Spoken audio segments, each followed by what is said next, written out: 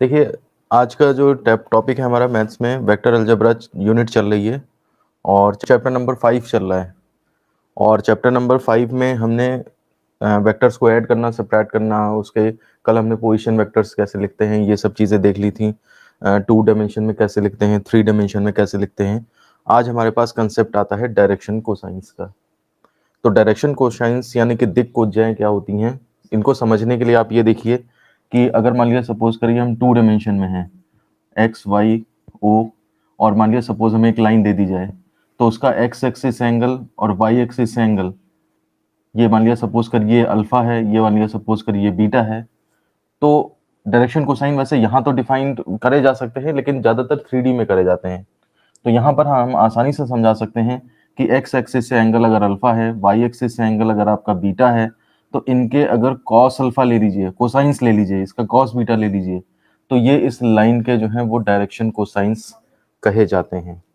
मतलब वो particular line angles से जो एंगल मतलब जो एक्सिस होती हैं उनसे जितने जितने एंगल बनाती है उन एंगल्स के कॉस ले लिए जाएं, कोसाइन ले लिए जाएं। नाम जो इसका कोसाइंस पड़ा हुआ है वो कोसाइन इसीलिए पड़ा हुआ है, एक तो डायरेक्शन को बता रहा है, लाइन कहाँ पर है ये चीज बता रहे हैं, और कॉस लिया है इसलिए कोसाइन नाम। तो इसलिए इसको डायरेक्शन कोसाइंस या फिर दिक् कोज्जाएं, दिक् माने दिशा होता है, कोज्या मतलब वही कोसाइंस लिए हैं आपने। तो बेसिक इसका मतलब यह है कि आपने कहीं भी अगर कोई आपको लाइन दी है और आपने उसके डायरेक्शन कोसाइंस निकालने हैं तो आपने पहले एंगल फाइंड आउट करने हैं एक्स वाई एक्सिस से, या 3 डायमेंशन में है, ज्यादातर मेनली 3 डायमेंशन में डिफाइन होता है। 2 डायमेंशन में तो बड़ा आसान होता है, 3 डायमेंशन में जो है वो एंगल्स थोड़े से मुश्किल होते हैं। तो वहां पे अगर आपको एंगल पता है तो आप आराम से डायरेक्शन कोसाइंस निकाल सकते हैं। तो इन्हीं चीजों को हम देखते हैं जरा थोड़ा सा कि हम 3 डायमेंशन का डायग्राम बनाते हैं। मान लेते हैं सपोज करिए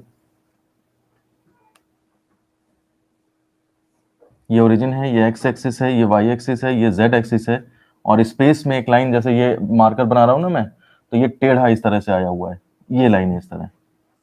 तो इस लाइन का हम क्या करेंगे, अब डायग्राम में तो मैंने बना दिया अल्फा, वाई एक्सिस से इसका सपोज बीटा हो गया, और जेड एक्सिस से मान लिया सपोज इसका गामा हो गया। लेकिन एक्चुअल स्पेस में कैसे बनते होंगे उसको इमेजिन करने के लिए आप अपनी उंगलियों को इस तरह से रखें, X axis, Y axis, Z axis, फिर स्पेस में लाइन एज्यूम करें। ये मान लिया सपोज करिए टेढ़ी सी एक लाइन है, तो इसका डायरेक्ट एंगल एक्स एक्सिस से, डायरेक्ट एंगल वाई एक्सिस से और डायरेक्ट एंगल जेड एक्सिस से जो है वो आपके अल्फा बीटा गामा इस तरह से डिसाइड होंगे। तो इसमें अगर मान लिया सपोज करिए हम एक्स एक्सिस एंगल आपने अल्फा लिया है, तो आप उसका कॉस अल्फा ले लें, एक्स डायरेक्शन में ले लें एक्स एक्सिस से। तो अगर एंगल अल्फा है तो इसका अगर हम कॉस ले लें तो ये डायरेक्शन कोसाइन पहला बनता है, L is equal to cos alpha. Y axis में देखेंगे अगर आप बीटा एंगल वाई एक्सिस से बना रहा है तो कॉस बीटा ले लें तो ये आपका एम बनेगा। जेड एक्सिस से देखेंगे एंगल अगर वो गामा बना रहा है तो उसका कॉस ले लें तो वो डायरेक्शन कोसाइन एन बनेगा। तो कहने का मतलब है डायरेक्शन कोसाइंस आपके 3 बनते हैं, L comma M comma N. Values कैसे कैसे डिफाइन होंगी, कॉस अल्फा बीटा गामा, और एंगल्स कौन कौन से हैं, अल्फा बीटा गामा, ये इस तरह से ये डायग्राम में जो एंगल्स उसके डिफरेंट डिफरेंट एक्सिस से जितने एंगल हैं उस हिसाब से उनको एंगल को लेके कॉस लेना है। अब बात आती है कि एंगल जो है वो देखिए, एक तो ये हो सकता है कि आपने एक्स एक्सिस से ये नाप लिया, और एक हो सकता है एक्स एक्सिस से आप ये बड़ा सा एंगल नापो। तो इसके लिए कौन सा एंगल नापेंगे, तो आप हमेशा ध्यान रखिए कि अल्फा बीटा गामा आपके वो हैं जो आपके 0 से 180 के बीच में लाई करें, ठीक है ना, उससे ज्यादा बड़े पे लाई नहीं करना चाहिए। तो आप इस चीज को यहाँ पे लिख सकते हैं, वेयर आपका अल्फा या बीटा या गामा ये जो भी हैं ये बिटवीन 0 टू पाई रेंज में होने चाहिए। क्योंकि आप देखिए हर लाइन के लिए ऐसे कह सकते हैं, जैसे ये मान लीजिए सपोज करिए एक्स वाई जेड एक्सिस है और ये आपने लाइन ले ली, तो आप एक्स एक्सिस एंगल या तो यहाँ से ये निकालिए या फिर इधर से घुमा के एक निकाल लीजिए। तो वो आपका फिर जो है ये वाला एंगल अगर जैसे 30-60 पड़ रहा है तो उधर से वो एंगल जो है वो 300 270 ऐसे पड़ने लगेगा। तो वो लिमिट आपने बता दी है कि भाई 0 से पाई के बीच में होना चाहिए, आपको वो वाला एंगल लेना है। दूसरा वाला जो बड़ा एंगल है जो ऑब्ट्यूज होगा यानी कि जो अधिक कोण है वो आपको नहीं लेना है। तो आप पहले इतना ये नोट कर लीजिए। अब देखिए अगर पोजीशन वेक्टर आपका दिया है, यदि पोजीशन वेक्टर दिया है, या फिर आप कह सकते हो कि जो पॉइंट है उसके कोऑर्डिनेट दिए हैं, ठीक है ना, तो उस केस में आप डायरेक्शन कोसाइंस कैसे पता करोगे। मान लिया सपोज करिए फिर से वही डायग्राम हम बनाते हैं, ये ओरिजिन है, ये एक्स एक्सिस है, वाई एक्सिस है, जेड एक्सिस है, मान लिया सपोज करिए ये P पॉइंट है, इसके कोऑर्डिनेट्स एक्स वाई जेड हैं, तो हमने OP को मिला दिया। अब OP वेक्टर हमारा अगर कहें हम, तो जब कोऑर्डिनेट्स पता हो, तो कल की क्लास आप ध्यान दीजिए, कल की क्लास में हमने देखा था कि कोऑर्डिनेट x के साथ I लगा दीजिए, y के साथ j लगा दीजिए एंड z के साथ k लगा दीजिए, तो ये हमारा पोजीशन वेक्टर इस तरह से डिफाइंड हो जाता है। ये पोजीशन वेक्टर है, इस पॉइंट का है, या फिर आप OP वेक्टर इसे इस तरह से डिफाइन कर सकते हैं। तो अब आप देखिए, कल हमने ये भी पढ़ा था कि अगर हम OP का मैग्नीट्यूड निकालना चाहें, तो इसकी हेल्प से डायरेक्ट हम I के गुणांक का स्क्वायर प्लस j के गुणांक का स्क्वायर प्लस k के गुणांक का स्क्वायर कर दें, तो सीधे आपको ये OP लेंथ भी मिल जाएगी, यानी कि ये लेंथ आपकी under root x square plus Y square plus Z square हो गई। 2D में यही फॉर्मूले 2D में चलेंगे, बस आपका ये k वाला पार्ट हट जाएगा और आपके 2 डायमेंशन में भी यही फॉर्मूले चलते रहेंगे। अब आप देखिए कि अगर हम निकालना चाहें कि एक्चुअली L की वैल्यू कितनी है, डायरेक्शन कोसाइन जो है वो एग्जैक्टली कॉस अल्फा कैलकुलेट करना चाहें, तो देखिए 2 डायमेंशन में तो ये बड़ा आसान है। आपके पास x एक्सिस है, y एक्सिस है, ये लाइन है, ये अल्फा एंगल है और ये P पॉइंट है। तो देखिए आप 2 डायमेंशन में क्या होगा, 2 डायमेंशन में ये अगर x के कोऑर्डिनेट एक्स वाई ले लें हम, तो आपकी ये डिस्टेंस तो x बनेगी और ये डिस्टेंस y बनेगी। ये कितना बन जाएगा, under root x square plus Y square, जैसे यहाँ पे देखिए बन रहा है। अब मेरे से कोई कहे यहाँ पे कि L निकालो, तो L का मतलब क्या होगा, कॉस अल्फा होगा। कॉस अल्फा का मतलब कितना होगा, बेस अपॉन हाइपोटेन्यूज, यानी कि x upon under root x square plus Y square. तो यही चीज 3D में भी फिट बैठती है। अगर आप L निकालेंगे, यानी कि आपको क्या है, x एक्सिस तक जाना है, x एक्सिस से क्या एंगल बनना है, तो देखिए यहाँ पर एंगल डिफाइन करने के लिए पहले आप एक परपेंडिकुलर ड्रॉप करोगे और फिर उसके बाद वहां से आप उस एक्सिस पे चले जाओगे परपेंडिकुलर वहां पे ड्रॉप करके, तब जाके आपको ये डिस्टेंस x मिलेगी। उसके बाद आप जब डायरेक्ट यहां से इसको मिला दोगे, तो यहां पर देखिए ये एंगल आपका अल्फा बनेगा जाकर के, और फिर आप इसका कॉस अल्फा लोगे, तो ये x और अपॉन हाइपोटेन्यूज। तो जैसे 2 डायमेंशन में आपको समझाना बहुत आसान है, 3 डायमेंशन में थोड़ा सा उसमें कॉम्प्लिकेशंस आ जाती हैं, लेकिन कोई बात नहीं है, आप इसमें सीखिए और अप्लाई उसमें करिए। तो अगर डायग्राम समझ में आ जाता है बहुत अच्छी बात है, और अगर नहीं समझ में आता है तो आप 2D से निकाल करके और फिर उस कंसेप्ट को 3D पे ले जा सकते हैं। तो हम इन कंसेप्ट्स का यूज करके हम डायरेक्टली ये कह सकते हैं कि अगर आपको 3 डायमेंशन में आपको अगर डायरेक्शन को साइंस चाहिए, तो सीधे क्या होगा, जैसे यहाँ पे एक्स एल चाहिए तो एक्स का गुणांक ऊपर, नीचे पूरा मैग्नीट्यूड, ऐसी एम और ऐसी एन यहाँ पर भी हमें मिल जाएंगे। तब यहाँ पर देख लीजिए formula, L is equal to क्या होगा, यानी कि कॉस अल्फा, यानी कि क्या कितना हो जाएगा आपका यहाँ पे X coefficient upon under root x square plus Y square plus Z square. अगर एम चाहिए तो यानी कि कॉस बीटा होगा, यानी कि y का j का कोफिशिएंट और under root x square plus Y square plus Z square, और n इज इक्वल टू हो जाएगा कॉस गामा, यानी कि z upon under root x square plus Y square plus Z square. तो ये फॉर्मूले जो बनते हैं वो हमारे directly x i plus y j plus z के में अगर दिया है एक्सप्रेशन, पोजीशन वेक्टर कोई भी वेक्टर दे दें 2i plus 3j plus something, और कहें कि डायरेक्शन को साइंस निकालो, तो आप सीधे इन फॉर्मूले का यूज करके उसको कैलकुलेट कर सकते हैं।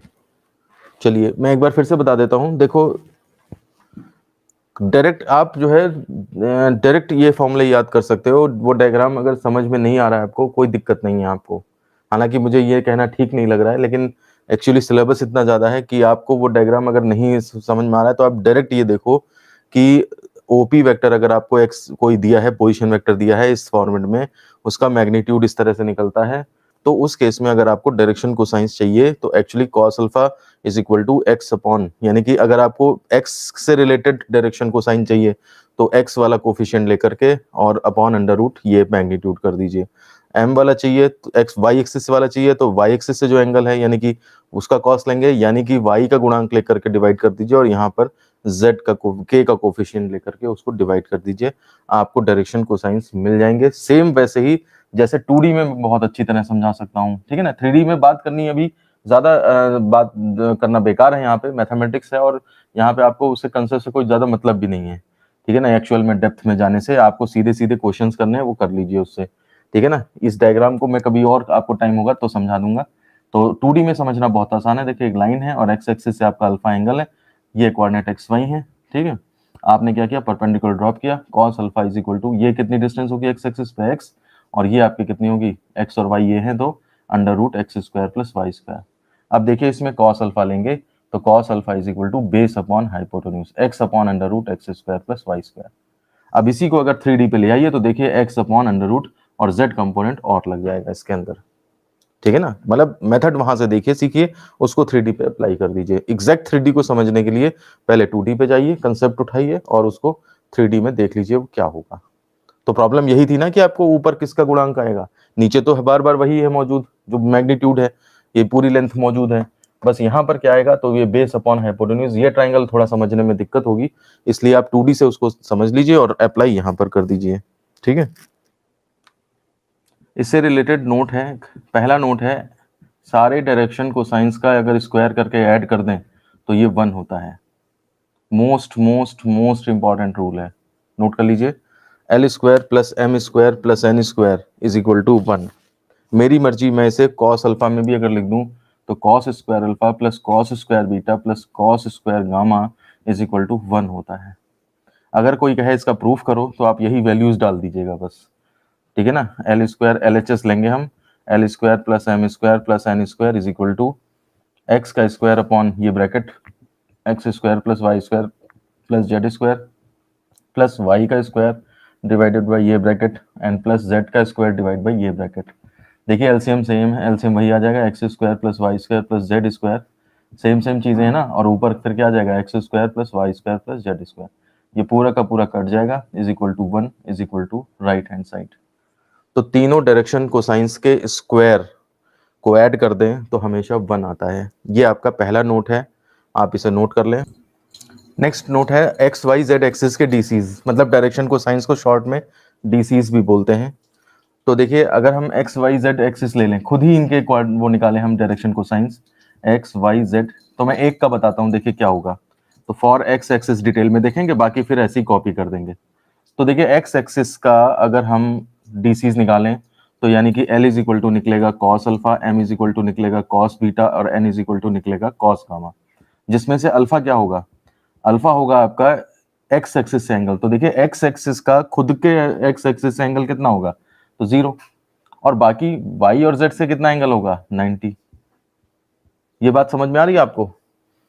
हमें लाइन ये नहीं दी है, कोई और लाइन नहीं दी है, आपको यही एक्स एक्सिस दी है। तो एक्स एक्सिस का एक्स एक्सिस से एंगल वाई एक्सिस से और जेड एक्सिस से एंगल आएंगे यहाँ पे। तो एक्स का खुद से एंगल 0, बाकी सबसे 90, तो cos 0 1 और बाकी सब क्या होंगे 0 हो जाएंगे, ठीक है ना। तो डीसीज ऑफ एक्स एक्सिस जो हो जाएंगे वो आपके 1, 0, 0 हो जाएंगे, ठीक है ना। अब आप देखिए यानी कि एक्स एक्सिस है तो एक्स वाला 1 हो जाता है, बाकी दोनों 0 हो जाते हैं। तो मैं डायरेक्ट लिख सकता हूँ अब वाई एक्सिस के डीसीज क्या हो जाएंगे 0, 1, 0, और जेड एक्सिस के डीसीज क्या हो जाएंगे 0, 0, 1। हमें किसी भी लाइन के अगर लाइन कोई है अगर हमारे और उसके हमें डीसीज चाहिए, डायरेक्शन कोसाइंस चाहिए, तो 3 एंगल पता करने पड़ते हैं, alpha beta gamma. Alpha beta, alpha होता है एक्स एक्सिस से, बीटा होता है वाई एक्सिस से, गामा होता है जेड एक्सिस से। अब बात ये आई मेरे को एक्स एक्सिस का ही डीसीज चाहिए, तो लाइन मेरी ये हो गई। तो इस लाइन का मुझे 3 एंगल चाहिए, एक तो एक्स से, एक वाई से, एक जेड से। तो देखो एक्स एक्सिस का एक्स एक्सिस से ही एंगल तो 0 हो जाएगा, ये अल्फा हो गया आपका। एक्स एक्सिस का वाई एक्सिस एंगल जब देखेंगे तो वो 90 पे होते हैं, ये 90 हो गया आपका, ठीक है ना। और एक्स एक्सिस का जेड एक्सिस से कितना एंगल हो गया, ये भी देखिए 90 हो गया। तो इस तरह से जब मुझे तीनों एंगल पता लग गए तो मैंने कॉस ले लिया, मुझे डीसीज मिल जाएंगे। तो सॉल्व करके देखा कॉस 0 तो 1 होता है, बाकी 0 होते हैं 90 पे कॉस की वैल्यू। तो इसका मतलब 1, 0, 0 ये आपको डीसीज मिल जाएंगे। अगर मेरे पास स्पेस में कोई 2 पॉइंट्स दिए हैं, हालांकि इस नोट का डायरेक्शन कोसाइन से कोई लेना देना नहीं है, लेकिन अगले नोट में इसकी जरूरत पड़ेगी इसलिए मैं बता रहा हूं इसको। और आपके पास सपोज करिए 2 पॉइंट मिल गए, यहाँ पे P और Q मिल गए। P के कोऑर्डिनेट हैं x1 y1 z1 और Q के कोऑर्डिनेट हैं x2 y2 z2। और मैंने इनको जो है वो यहाँ से ये ज्वाइन कर दिया, तो ये आपके OP और OQ वेक्टर दोनों को पोजीशन वेक्टर बन गए जा करके। अब देखिए अगर आप P को PQ को ज्वाइन कर दें तो ये एक लाइन बन गई।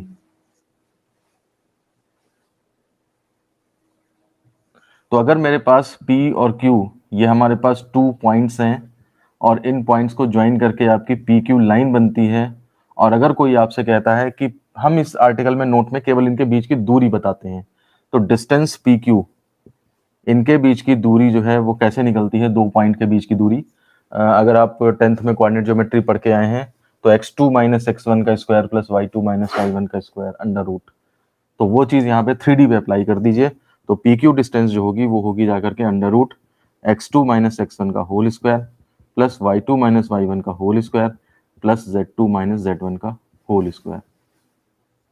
और वैसे भी अगर आप पी क्यू वेक्टर निकालना चाहें, देखिए पी क्यू वेक्टर अगर निकालेंगे, वेक्टर पी क्यू अगर निकालेंगे तो vector p q is equal to, देखिए हमने कल भी पढ़ा था पोजीशन वेक्टर, कोई और वेक्टर पोजीशन वेक्टर की फॉर्म में कैसे लिखा जाता है, तो o q vector minus OP vector करके लिखा जाता है। यानी कि अगर हम ओ क्यू वेक्टर लिखेंगे इसका मतलब x2y plus y2j plus z2k और माइनस p वेक्टर लिखोगे तो x1i plus y1j plus z1k।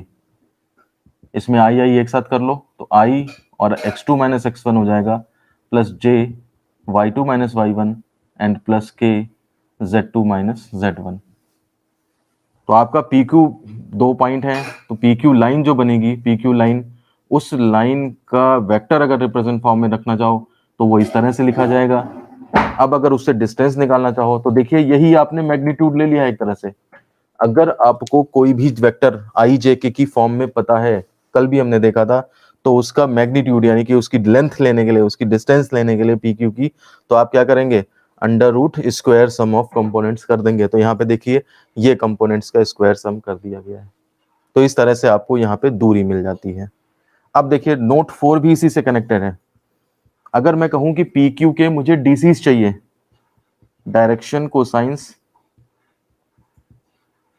Of P Q, तो पी क्यू लाइन जो है उसके डायरेक्शन को साइन चाहिए, तो देखिए वो एक्स ये वेक्टर फॉर्म में मिल गई।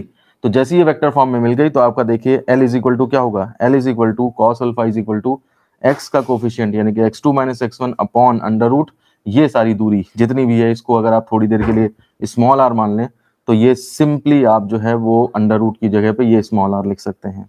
ऐसी m is equal to y2 minus y1 upon r and n is equal to z2 minus z1 upon r, इतना लिखा जा सकता है। तो ये डायरेक्ट आपके डायरेक्शन कोसाइंस मिल जाते हैं पी क्यू लाइन के। अच्छा, ये जो x2 तथा एक और चीज भी है x2 minus x1 comma y2 minus y1 comma z2 minus z1, ये आपके पी क्यू के डायरेक्शन रेशियोज कहलाते हैं, डायरेक्शन रेशियोज, या फिर शॉर्ट में डीआरस बोलते हैं। जैसे डीसीज डायरेक्शन कोसाइन, वैसे ही ये वाली चीजें जो हैं वो आपके डायरेक्शन रेशियोज कहलाते हैं, और इनमें आर से डिवाइड कर दीजिए तो डायरेक्शन कोसाइंस बन जाते हैं। तो ये जो है नोट्स आप कंप्लीट कर लीजिएगा और इनको जो है वो आप रिवाइज करते रहिएगा, क्योंकि कंसेप्ट जो हैं वो थोड़ा सा स्पीड में बताए हैं मैंने, ठीक है ना। तो इसलिए आप मतलब ऐसा ना हो कि इसमें से कुछ भूलने लगे। अब मैं इसके क्वेश्चन से स्टार्ट कर रहा हूँ, और क्वेश्चन से स्टार्ट करते करते जो है आप देखते जाइए कि ये आपके फॉर्मूले दोबारा से आपकी आंखों के सामने से गुजरेंगे और आपको कंसेप्ट जो है दोबारा से रिवाइज होते चले जाएंगे, ठीक है ना। इसमें थ्योरी छोटी छोटी कई सारी थ्योरी होती है, और 10th से जो बच्चे आते हैं वो उनको कुछ पता होता है, कुछ उसमें से नहीं पता होता है, तो इस वजह से थ्योरी इसमें ज़्यादा है। क्वेश्चंस इसके इतने ज़्यादा कॉम्प्लिकेटेड नहीं है, बस केवल वही क्वेश्चंस कॉम्प्लिकेटेड होंगे जो आपके जो हैं वो सिंपल ज्योमेट्री के ऊपर बेस्ड होते हैं, वो थोड़े से लगेंगे आपको, अदरवाइज कोई ऐसी दिक्कत वाली बात नहीं है। सबसे पहले क्वेश्चन प्रैक्टिस में मैं आपको करा रहा हूँ एक ऐसा क्वेश्चन जिससे कि आपके छोटे छोटे सारे कंसेप्ट्स क्लियर हो जाएंगे। क्वेश्चन लिखिए, यदि r1 vector is equal to 2i plus 4j 2i plus 4j minus 5k तथा r2 vector is equal to i plus 2j plus 3k, i plus 2j plus 3k। मैं कभी कभी अगर cap बनाना भूल जाऊं तो आप ध्यान रखिएगा, आप बना लीजिएगा उसे। तो फर्स्ट पार्ट है r1 वेक्टर का मापांक, सेकेंड पार्ट है r1 vector plus r2 vector, third part है r1 vector minus r2 vector, fourth part है R1 प्लस R2 वेक्टर का मापांक, ये सारी चीजें निकालनी है आपको, ठीक है ना। और R1 बल्कि R1 R2, हाँ ठीक है। और पांचवा पार्ट है R1 की दिशा में इकाई सदिश, और उसके बाद सिक्स्थ पार्ट है R1 प्लस R2 वेक्टर की दिशा में के समांतर, लैंग्वेज बदल देता हूं थोड़ी सी, के समांतर इकाई सदिश। ये चीजें ज्ञात करनी है, ज्ञात करो। देखिए हमने सैंपल क्वेश्चन लिया है क्वेश्चन प्रैक्टिस में, और ये क्वेश्चन आपकी जो है वो सारी छोटी छोटी चीज़ों के बारे में आपको फॉर्मूले भी रिवाइज करा देगा, और कैसे चीज़ें कैलकुलेट करी जाती हैं वो भी आपको क्लियर कट पता लग जाएगा। देखिए क्वेश्चन है, यदि R1 vector 2i plus 4j minus 5k, ये आपको एक वेक्टर दिया है, पोजीशन वेक्टर की फॉर्म में है, देखिए ये, ठीक है ना। अगर मैं आपसे कहूँ किस पॉइंट के कोऑर्डिनेट होंगे, तो पॉइंट आपको 2 4 माइनस 5 साफ साफ दिख जाएगा। तथा R2 वेक्टर आपका i plus 2j plus 3k है। तो पहला पार्ट है कि R1 का मापांक मतलब मॉडुलस, यानी कि मैग्नीट्यूड, यानी कि लेंथ, कुछ भी कह लीजिए आप। फिर आपको दोनों को जोड़ना है इस पार्ट में, R1 प्लस R2 चाहिए, R1 माइनस R2 दोनों को घटाना है। चौथा है R1 प्लस R2 वेक्टर का मापांक, इन दोनों को जो जोड़ा है आपने यहाँ पे, इसका मैग्नीट्यूड चाहिए। केवल अकेले वेक्टर का मैग्नीट्यूड और योग का मैग्नीट्यूड, तरीका एक होगा, चीज अलग होगी। R1 वेक्टर की दिशा में इकाई सदिश, R1 वेक्टर जो है वो उसकी दिशा में इकाई सदिश यूनिट वेक्टर चाहिए। और फिर R1 प्लस R2 के समांतर, इस वाला वेक्टर जो आया है इसके समांतर इकाई सदिश ज्ञात करिए। ये हमारे पास क्वेश्चन है पूरा। अब मैं आपको सबसे पहले बता देता हूं जो चीज दी है वो वास्तव में कैसे स्पेस में एग्जिस्ट कर रही होगी। देखिए स्पेस में ऐसे ही एग्जिस्ट कर रही होगी कि ओरिजिन है, x है, y है और z एक्सिस है। कोई मेरा पॉइंट 2 4 माइनस 5 रहा होगा, 2 4 माइनस 5 रहा होगा, ये पहला पॉइंट मान लीजिए P, और दूसरा पॉइंट Q जो है आपका I 1 2 3, इस तरह से ये रहा होगा, ठीक है ना। ये अब OP वेक्टर यानी कि ये पोजीशन वेक्टर आपको ये दे दिया P पॉइंट का, ये R1 वेक्टर है, और ये आपका जो है I 1 2 3, ये आपका OQ वेक्टर यानी कि ये आपका R2 वेक्टर है। ये सिचुएशन आपको दी है। आपसे कह रहा है R1 का मापांक यानी कि इसकी लेंथ बतानी है, मैग्नीट्यूड बताना है। R1 प्लस R2 इनको जोड़ दें तो देखिए R1 प्लस R2 को जोड़ के एक वेक्टर मिलेगा। किधर कौन सी डायरेक्शन होगी वो आप त्रिभुज के नियम से या तो बताओ, नहीं तो आप डायरेक्ट बता सकते हो। आई जे के में दिया है तो डायरेक्ट निकल सकता है। दोनों को घटा दें तो भी एक वेक्टर मिलेगा, वो यहाँ पे डायरेक्ट हो जाएगा काम, अदरवाइज आपको वो त्रिभुज का नियम ही लगाना पड़ता है। फिर R1 प्लस R2 का मापांक जो है नया वेक्टर मिला। अब मापांक लेने का तरीका अगर आपको मालूम है तो आपके लिए फर्स्ट पार्ट और फोर्थ पार्ट बिल्कुल एक जैसे लगेंगे। उसके बाद R1 की दिशा में इकाई सदिश, देखिए इस डायरेक्शन में आपको जो है वो यूनिट वेक्टर चाहिए, तो इस डायरेक्शन में यूनिट वेक्टर ये देखिए ये R1 कैप चाहिए, या फिर आपको R1 प्लस R2 के समांतर इकाई सदिश, किसी वेक्टर के समांतर या उसकी दिशा में होना वो बात एक होती है। मैंने समरेख वेक्टर्स बताए हैं, एक ही रेखा के समांतर, तो R1 प्लस R2 जो वेक्टर आया होगा आपका ऊपर कहीं, उसकी दिशा में इकाई सदिश निकालना है। तो उस केस में जो है आपके वो भी तरीका वही होगा जो फिफ्थ पार्ट में है। मैं एक एक करके बताना शुरू करता हूं। फर्स्ट पार्ट देखिए आप, R1 का मापांक, तो देखिए R1 का मापांक अगर आपको निकालना है तो मैंने बताया है कोई भी वेक्टर अगर आई जे के फॉर्म में दिया है तो सीधे आई के गुणांक का स्क्वायर 2 का स्क्वायर प्लस जे के गुणांक का स्क्वायर प्लस के गुणांक का स्क्वायर। देखिए मैं बताता हूं आपको, गलती जो कर देते हैं बच्चे, गलती ये कर देते हैं, वो ये सोचते हैं कि इसमें 2 और 4 है, ये माइनस है तो ये यहाँ के मैं माइनस कर देते हैं। ध्यान दीजिए गुणांकों के वर्ग का स्क्वायर है, जोड़ना है आपको उसका जो भी गुणांक है उसका स्क्वायर, चाहे माइनस हो चाहे प्लस, वो स्क्वायर होके प्लस हो जाएगा। यानी कि अल्टीमेटली जो है आपके कोऑर्डिनेट्स के प्लस या माइनस होना यहाँ पे कोई फर्क नहीं डालता है, सब पॉजिटिव में आते हैं। 4 प्लस 16 प्लस 25, ये आंसर जो भी आएगा 16 4 20 और 25 45, ये आपका आंसर हो जाएगा R1 मॉड। कम ठीक है। अब आप देखिए दो वेक्टर्स को अगर ऐड करना है तो वैसे तो त्रिभुज का नियम कहा जाता है, लेकिन जब वो आई जे के फॉर्म में दिए होते हैं तो आप सीधे आई आई को ऐड कर लीजिए, जे जे को ऐड कर लीजिए और के को ऐड कर लीजिए।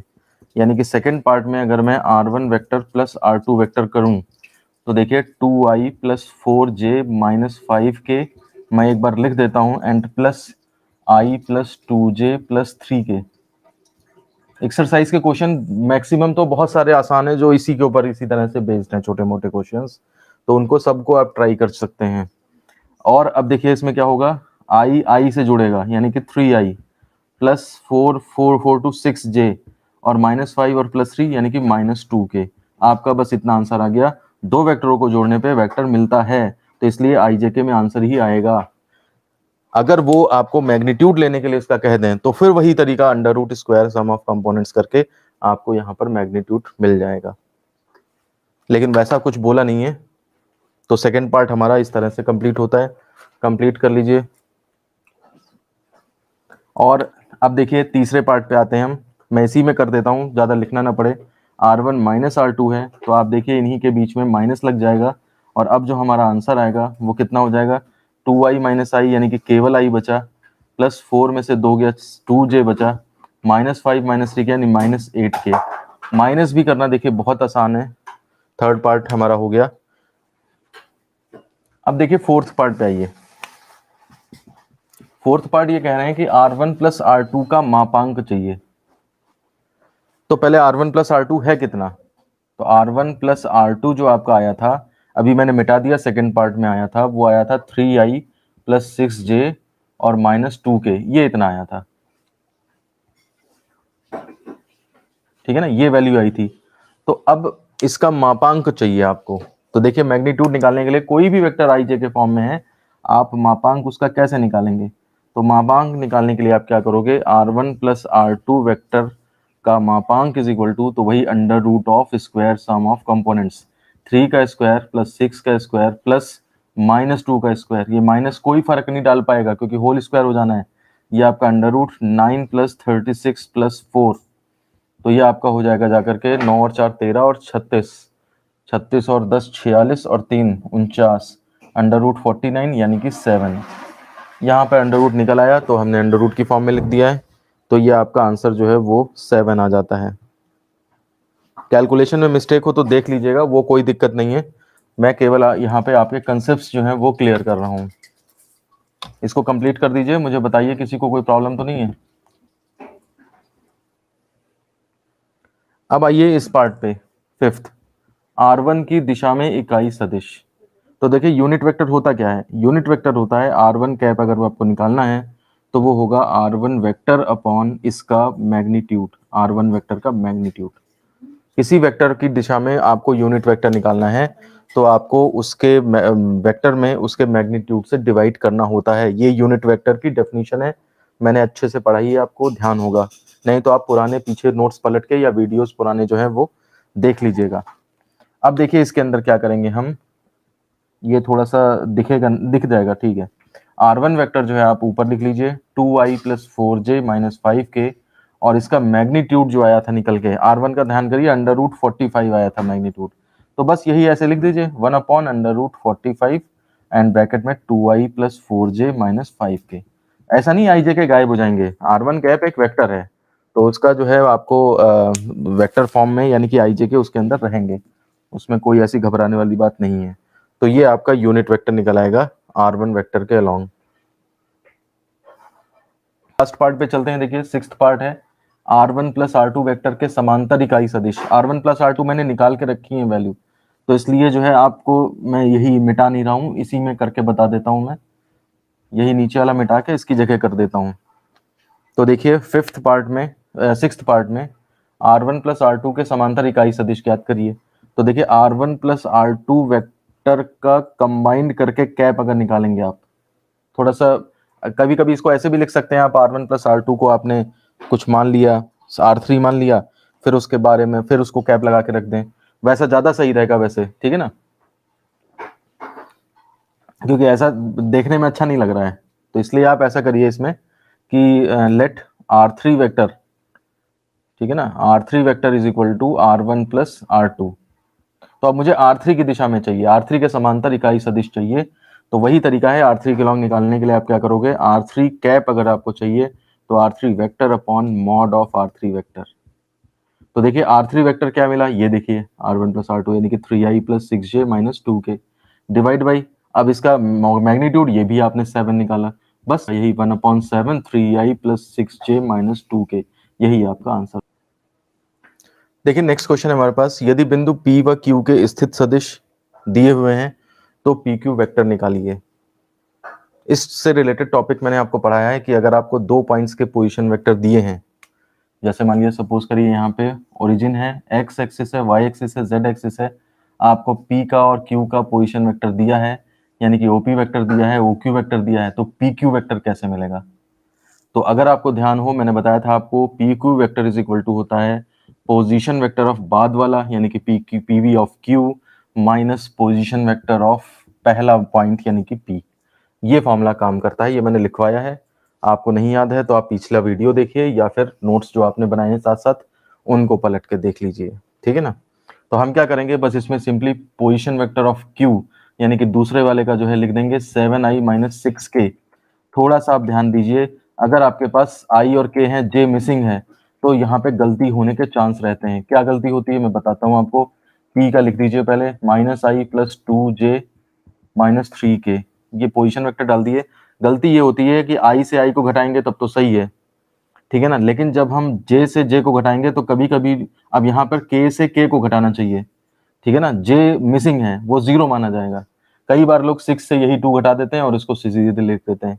तो इसलिए अगर कोई आपको मिसिंग है तो आप उसे पहले लिख दीजिए 7i plus 0j minus 6k, ये आप इस तरह लिख देंगे तो फिर I और JJ और K का ही पेयर बनेगा, ठीक है ना। माइनस को चाहे यहाँ पे अप्लाई कर दीजिए इसमें, plus I minus 2j plus 3k, इस तरह से ये बना जा करके, ठीक है ना।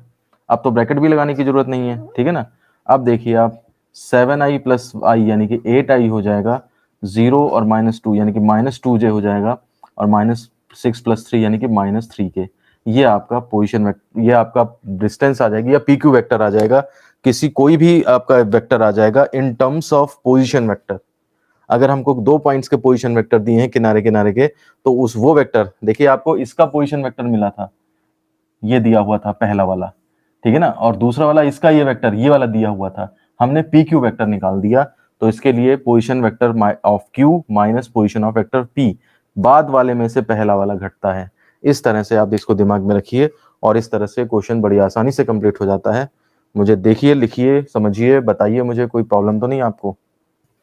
देखिए नेक्स्ट क्वेश्चन पे आते हैं हम। सिद्ध कीजिए कि सदिश 2i माइनस जे प्लस के, फिर है i minus 3j plus minus 5k और 3i minus 4j minus 4k, ये तीनों मिलकर के एक समकोण त्रिभुज बनाते हैं। तो देखिए आप एक ट्राइंगल जैसे ये समकोण त्रिभुज इस तरह से होगा, ठीक। थोड़ी देर के लिए मान लेते हैं ए बी सी इस तरह से हैं, और मान लेते हैं आपका ए बी वेक्टर, ये वाली साइड सपोज करिए आपकी 2i, ए बी वेक्टर आपका 2i माइनस जे प्लस के हो गया, और बी सी वेक्टर आपका जो है वो i minus 3j plus minus 5k हो गया, और ए सी वेक्टर जो है आपका तीसरा वाला 3i minus 4j minus 4k हो गया। अब देखिए मैं इसका हिंट बताता हूँ आपको, आपको ये करना खुद है क्योंकि कैलकुलेशन इसमें हालांकि इतनी ज़्यादा लंबी भी नहीं है। चलिए हम कर ही देते हैं इसको। देखिए सबसे पहली बात है कि ये जो तीन वेक्टर आपको दे दिए हैं, यहाँ पर आपको नजर भी आ रहे हैं, सबसे पहला काम है कि ये आपका एक ट्राइंगल बनाते। दो काम करने हैं यहाँ पे, दो काम करने, दो वर्क है हमारे पास। पहला काम ये करना है कि ये ट्राइंगल बना रहे हैं, ये देखना है। ऐसा तो नहीं एक साइड ऐसे दे दी और एक ऐसे दे दी और तीसरा वेक्टर वैसे दे दिया, ट्राइंगल ही नहीं बन पा रहा हो, ठीक है ना। और दूसरा, अगर वो ट्राइंगल बन रहा है तो फिर वो समकोण त्रिभुज है, ये दूसरी चीज वेरीफाई करनी है। तो समकोण त्रिभुज है, ये चीज भी वेरीफाई करनी। पहले तो आप ट्राइंगल बनाएंगे कि ट्राइंगल बन भी पा रहा है कि नहीं। तो आप देखिए वेक्टर को जोड़ने के लिए आपका ट्राइंगल रूल चलता है। अगर ट्राइंगल बन पा रहा है तो इसका मतलब जो है वो वेक्टर कौन सा रूल फॉलो कर रहे होंगे, यानी कि कोई भी दो वेक्टर हैं a b plus b c कर लो तो ए सी हो रहा होगा, या फिर ए सी प्लस बी सी कर लो तो वो ए बी हो रहा होगा, ठीक है ना। त्रिभुज का नियम यही तो होता है, दो वेक्टरों को जोड़ो तो तीसरा मिले। तो आप यहाँ पे देखिए क्या कोई ऐसे सेट बनना है यहाँ पे कि दो वेक्टरों को, या तीसरा भी लिख सकते हो आप, ए सी प्लस आप ए बी कर लो तो वो आपको बी सी मिले, किसी भी उसमें कुछ ना कुछ मिलना चाहिए तो त्रिभुज का नियम लगेगा, यानी कि कम से कम एक त्रिभुज तो बन रहा है। तो आप देखिए यहाँ पे कोई दो सेट ऐसे हैं जिनको जोड़ के तीसरा मिल रहा है, 2i और i को जोड़ के 3 मिल रहा है, देखो बाकी तो ऐसा नहीं है, यही सबसे बड़ा है। तो देखिए हम लिख सकते, देखते हैं यहाँ पे वी सी दैट क्या दिखाई दे रहा है, देखिए दिमाग अलग से लगा रहे हैं हम कि a b plus b c जो है हमारे पास, देखिए 3i minus 4j minus 4k है, वो जो, और वो किसके बराबर है, ए सी वेक्टर के बराबर है। अतः तीनों वेक्टर, तीनों सदिश एक त्रिभुज बनाते हैं, ठीक है ना, समझ लीजिए बात को। तीनों वेक्टर जो हैं वो मिलकर के त्रिभुज बनाएंगे, और देखिए ये सबसे बड़ी साइड होगी और ये दोनों छोटी साइड, इसका मतलब ये विकर्ण मतलब कर्ण होगा और ये लंब और आधार होंगे, यानी कि हमारा डायग्राम बिल्कुल सही बना हुआ है। वो चांस की बात थी, उन्होंने आधार लंब और कर्ण ऐसे ही करके दिए हुए, तो ये डायग्राम बिल्कुल फिट बैठ गया, नहीं तो आपका राइट एंगल ट्राइंगल हो सकता, कुछ और निकलता। आप ऐसा भी डायग्राम बना सकते थे अगर ऑर्डर चेंज कर देते, ए सी इधर होता बी सी इधर आता, तो हम उस हिसाब से फिर, वो डायग्राम तो हमने एक सिंबॉलिकली बनाया हुआ है, एक दिखाने के लिए बनाया हुआ है, अदरवाइज वो चेंज भी हो सकता था, वो चांस की बात है, हमारा वही निकल आया।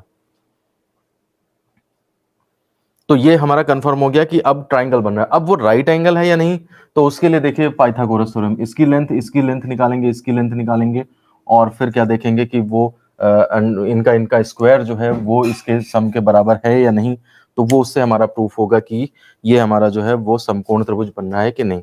तो आप देखिए अब हम क्या निकालेंगे, ए बी वेक्टर का मैग्नीट्यूड लिखो या फिर सिंपल ए बी लिखो, कैसे निकलेगा a b, under root square sum of components, मापांक जो निकाल रहे हैं मैग्नीट्यूड, तो 2 का स्क्वायर प्लस -1 का स्क्वायर प्लस 1 का स्क्वायर, तो ये आपका आएगा 4 और एक 5 और एक 6, अंडर रूट 6 आ जाएगा। फिर उसके बाद BC वेक्टर का मैग्नीट्यूड अगर निकालेंगे, यानी कि BC साइड निकालेंगे, तो वो आएगी अंडर रूट में डायरेक्ट लिखूं 1 और 9 10 और 25, अंडर रूट 35। और फिर AC वेक्टर का मैग्नीट्यूड ऐसे निकालेंगे, यानी कि AC लेंथ निकालेंगे हम, तो वो इज इक्वल टू, फिर से आप under root square sum of components का लगाएंगे, 3 3 9 9 16 9 25, 25 और 16 41, अंडर रूट 41 आएगा। अब देखिए इसमें 6 और 35 41, स्क्वायर अगर आप करेंगे इसका इसका, तो वो उसके बराबर है, विकर्ण के इस कर्ण के स्क्वायर के बराबर है। तो हम यहाँ पर इसको लिख देते हैं, मिटाता नहीं हूं मैं। आप देखिए BC क्या दिखाई दे रहा है, कि अगर हम a b square plus b c square करें, तो वो अंडर रूट 6 का स्क्वायर, यानी कि 6 प्लस 35 यानी कि 41, और वो 41 किसका स्क्वायर है, ए सी का स्क्वायर। तो इसका मतलब पाइथागोरस थ्योरम लग रही है। अतः दिया गया त्रिभुज समकोण है, या फिर ऐसे कर लिए सदिश इतना इतना एक समकोण त्रिभुज बनाते हैं। अतः दिए गए सदिश एक समकोण त्रिभुज बनाते हैं, एक समकोण त्रिभुज बनाते हैं। यहाँ पे एक लाइन चाहो और लिख सकते हो कि पाइथागोरस थ्योरम वेरीफाई हो रही है इसलिए, और बस इसे आप बॉक्स में बंद करके और प्रूव्ड ऐसे करके लिख देंगे काले पेन से। ये लाइन भी काले पेन से लिखनी चाहिए आपको पेपर में, और जैसे ही इस क्वेश्चन को एग्जामिनर देखेगा तुरंत उसे समझ में आ जाएगा कि हाँ भाई ट्राइंगल प्रूफ किया है, फिर उन्होंने पाइथागोरस भी लगाई है, तो इसका मतलब ये पूरा चीज इनकी सही है, पूरे नंबर मिल जाएंगे आपको। तो नोट करिए, ध्यान से देखिए, समझिए और मुझे बताइए। देखिए अगला क्वेश्चन है हमारे पास, प्रमाणित करें कि 2i माइनस जे प्लस के माइनस 3i माइनस 5j और 3i minus 4j minus 4k एक समकोण त्रिभुज के शीर्ष हैं। तो देखिए इस क्वेश्चन और पिछले वाले क्वेश्चन में फर्क यह है कि यहाँ पे आपका क्वेश्चन थोड़ा सा और लंबा हो गया है। पूरा प्रोसीजर पिछला वाला तो होएगा ही होएगा, शुरुआत में आपको क्या फर्क है इस क्वेश्चन में और पिछले क्वेश्चन में, वो मैं आपको बताता हूँ। पिछले क्वेश्चन में ये था कि जो आपका राइट एंगल ट्राइंगल था, मान लिया सपोज करिए ए बी सी ये राइट एंगल ट्राइंगल था, तो उसमें आपको सीधे वेक्टर दिए थे, यही वेक्टर दिया हुआ था आई जे के में, यही वेक्टर दिया हुआ था, साइड्स के वेक्टर दिए हुए थे आई जे के। अब आज ये इसमें इस क्वेश्चन में क्या है, ये जो वेक्टर्स दिए हैं ये त्रिभुज के शीर्ष हैं, यानी कि केवल ए का जो पोजीशन वेक्टर है वो 2i माइनस जे प्लस के है, यानी कि इसका कोऑर्डिनेट आप कहना चाहो तो 2 -1 1 दिया हुआ है। और वेक्टर कहाँ पे है, ये कहोगे वेक्टर है दिखा, तो वो एक्चुअली ओरिजिन है कहीं पर OXYZ, ठीक है ना, और उसके रेस्पेक्ट में OA वेक्टर ये दिया हुआ है आपको 2i माइनस जे प्लस के, ऐसी B भी दिया हुआ है इस सेंस में और ऐसी C दिया है। मुझे बताइए आपको समझ में आ रहा है। इनको डॉट डॉट से बनाइए, नहीं तो बाद में फिर ये समझ में नहीं आएगा। मेरे को उनके जो वर्टेक्स हैं, त्रिभुजों के शीर्ष हैं, उनके पोजीशन वेक्टर दिए हुए हैं, त्रिभुज के शीर्ष दिए हुए हैं वेक्टर फॉर्म में, यानी कि उनके पोजीशन वेक्टर दिए हैं। तो इसमें आपको a b vector, b c vector और ए सी वेक्टर खुद निकालने पड़ेंगे।